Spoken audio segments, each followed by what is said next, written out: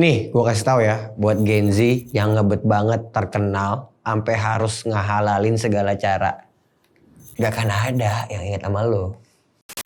Ini adalah data yang kami dapat.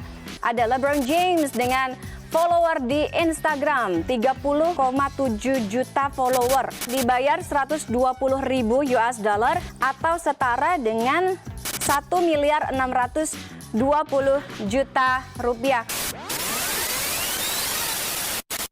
Kalau lo ngerasa waktu lo cuma buat dengerin hal-hal gak berguna yang menyenangkan, ketimbang dengerin kenyataan yang menyakitkan, mending lo skip aja nih video. Video ini gak cocok buat lo. Kenapa lo gak bakal diinget orang? Karena orang cuma bakal inget informasi yang punya dampak emosional. Entah dampak itu secara langsung atau di masa depan. Kalau lo cuma nyajin konten-konten yang ngejar tren, lo cuma bakal jadi data sampah yang otomatis dihapus dari otak manusia. Kalau berdasarkan data, obsesi Gen Z buat terkenal dan berpengaruh emang udah kelewatan. Lo pikir aja ya, ada 57% Gen Z yang siap switch karir mereka kalau punya kesempatan jadi influencer. Mau ngapain coba? Masalahnya kalau lo bisa switch karir dengan iming-iming spotlight, berarti lo tuh emang gak serius dan gak nafsu sama karir yang lo jalanin sekarang. Lo bayangin aja nih, harus berurusan sama generasi yang gak beneran mau ngerjain profesi mereka sendiri. Lagian lo tau gak sih kenapa sih Gen Z ini ngebet banget buat jadi influencer? Karena mereka pada dasarnya konsumtif. Dan yang bisa nentuin mereka belanja ini itu ya influencer pujaan mereka atau influencer yang secara gak sadar mempengaruhi tindak tanduk mereka. Intinya ya influencer. Nah masalahnya apa lo yakin influencer ini bakal promosiin hal-hal yang beneran lo butuhin? Kan belum tentu. Lo pada malah cara nggak langsung dikuasain sama korporasi di belakang mereka. Lihat aja rasio belanja Gen Z yang jauh banget lebih mentingin fashion, beauty ketimbang hal-hal lain. Kan caur. Nah kalau Gen Z mau diingat, ya lo berarti harus punya passion dan legacy yang jelas. Sekarang kalau lo mau tahu gimana caranya milah influence sama ngasih dampak long last ke orang banyak, gue bantu jelasin. Fenomena influencer ini emang nggak bisa dihindarin. Influencer juga bisa ngomongin apa aja, dari mulai lifestyle, kesehatan, fashion, bahkan sampai politik atau moral gitu. Audiens buat influencer juga luas banget di sosmed, terutama Gen Z. Menurut data nih ya, 92% Gen Z itu pengguna medsos. Makanya medsos itu renyah banget buat campaign.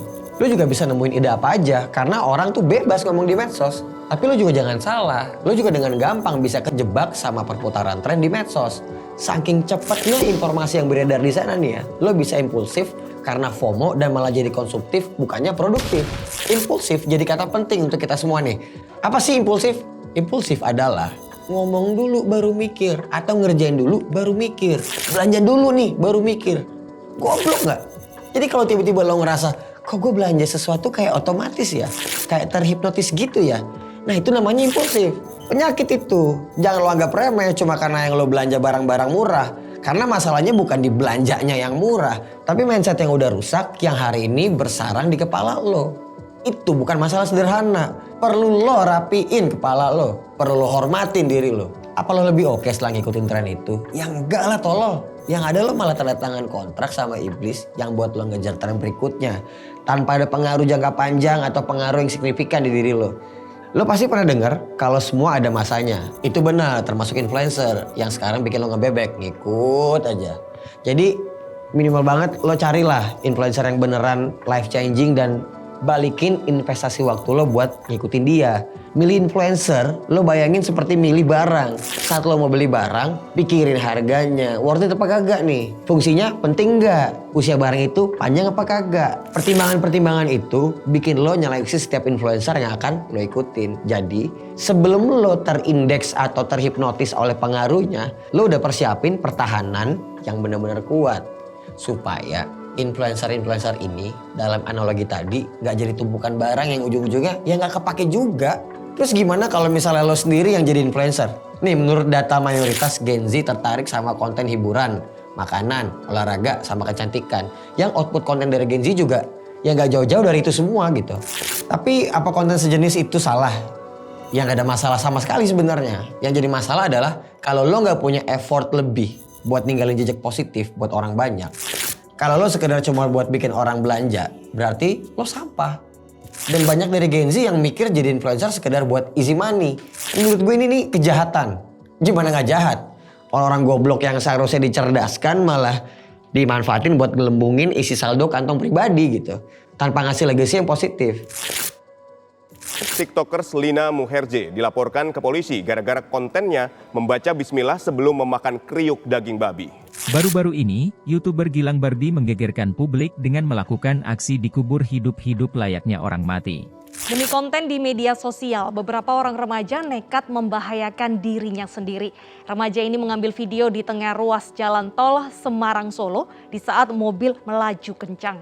Menurut lo gimana? Coba komen di bawah.